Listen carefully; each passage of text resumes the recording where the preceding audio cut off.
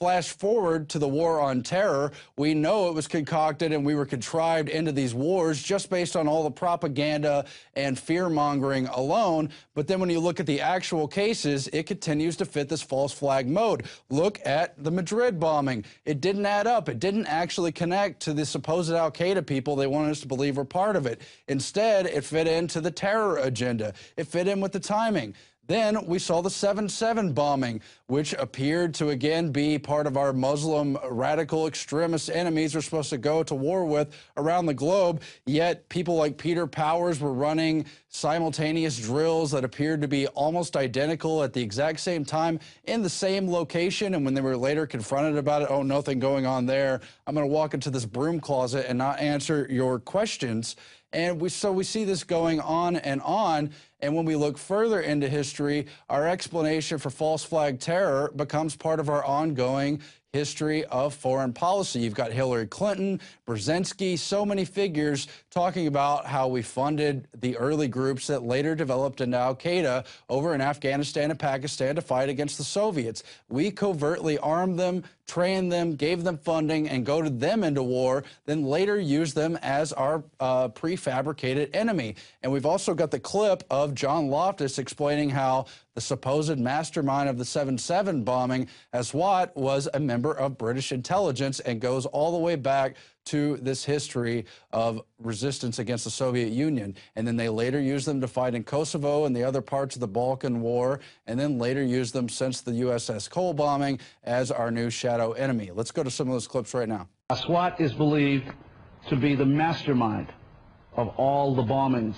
in London. From on the 7/7 and 7/21, this is the guy, we think. This is the guy, and what's really embarrassing is that the entire British police are out chasing him, and one wing of the British government, MI6, or the British Secret Service, has been hiding him. And this has been a real source of contention between CIA, Hold on, John. Justice Department, and Britain. MI6 has been hiding him. Are you saying that he has been working for them? Oh, I'm not saying it. This is what the Muslim sheikh said in an interview in a British newspaper back in 2001. So he's a double agent, or what? He's a double agent. So he's working for the Brits to try to give them information about al-Qaeda, but in reality, he's still an al-Qaeda operative. Yeah. The CIA and the Israelis all accused MI6 of letting all these terrorists live in London. We also have a history of kind of moving in and out of Pakistan.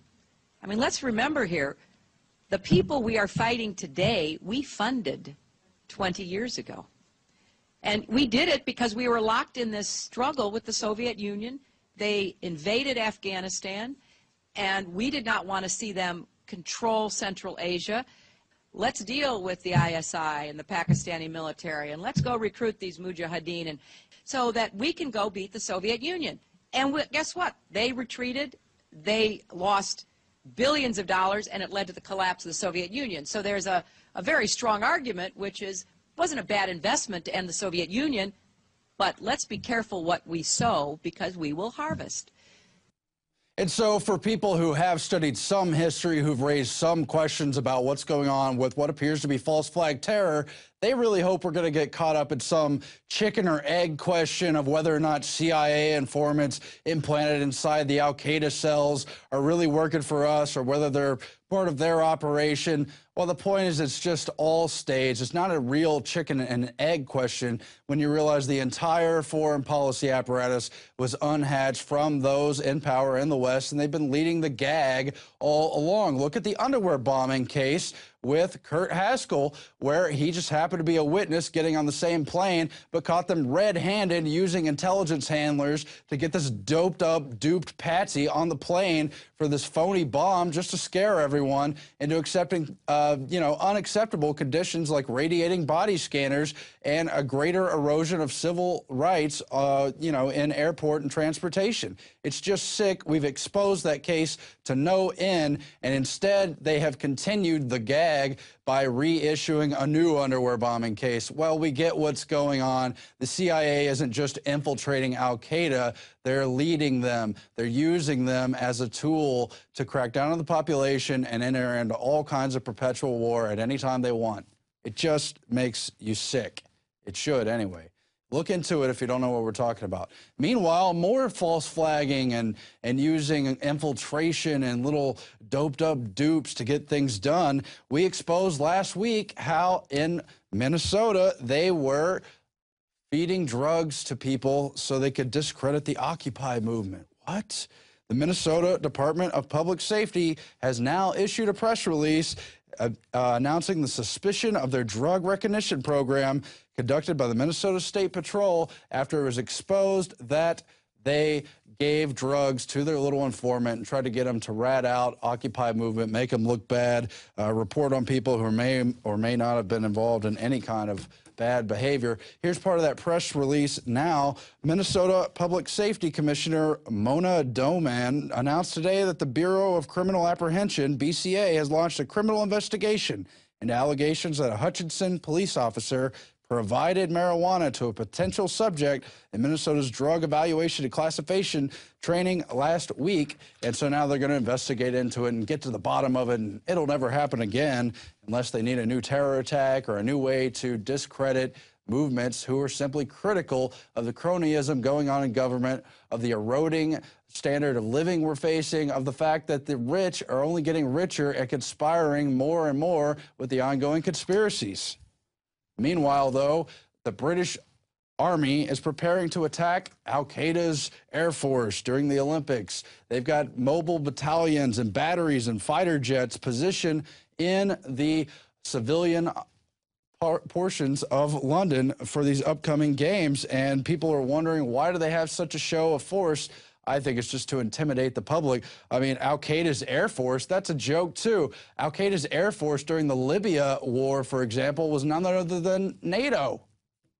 Well, it's true. We provided air cover for them so al-Qaeda rebels could go and topple Gaddafi and his loyal forces and take over the country for the globalists and put in radical Muslim extremists, give credence to the Muslim Brotherhood, and really just radicalize the clash of civilizations they've been wanting for decades.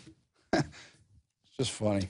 And we got a press release on that too, warning the lowly citizens that they're going to be under military occupation just for some stupid sports event. Meanwhile, congressional Democrats are introducing an amendment that would outlaw self-defense. Yes, it's the ongoing stirring up of emotions over the Trayvon Martin case. You've got Keith Ellison and Raul Grijalva, two different members of Congress who have introduced this amendment, which would be passed under the Omnibus Crime Control and Safety Streets Act of 1968 to take away federal funding from states. I think there's about 18 of them that have laws similar to or related to Stand Your Ground. So they want to continue to embattle the public over the right to bear arms over this race riot case that they've been exploiting in the media, editing tapes to deceive us about, and on and on. Now, these congressmen admit that they don't really expect this legislation to be passed, but it's part of this larger salvo of hating gun ownership, of wanting to disarm the victims and empower the criminals because they do not trust the citizenry. You've seen where they consider us to be the enemy of America, the people of America to be the enemy of America, and this is more of it. But what is the Omnibus Crime Control and Safe Streets Act of 1968? I went to Wikipedia and discovered it had been passed during the LBJ term in response to the JFK assassination, believing that Oswald proved how easy it was to get a gun without proper background checks or other controls on private ownership of gun rights. We know this goes back to the United Nations Disarmament Treaty signed by the United States and many other countries. And it was a precursor, of course, to the 1968 Gun Control Act, modeled on none other than Nazi gun control disarmament acts. But it's really sick because they cite national security. They say to prevent the overthrow of the government, which was overtaken by a coup of criminals in the JFK assassination, they want to pursue greater gun restrictions of the people, so the people don't take their country back based on another provocateur false flag case with none other than Lee Harvey Oswald. What did he claim to be? A patsy. Just a patsy, and certainly he was. It's proven beyond a shadow of a doubt, by the way, that he couldn't have done that shooting without a little alley-oop assistance from God or maybe the Warren Commission writers to suspend the laws of time and gravity and the space continuum and on and on.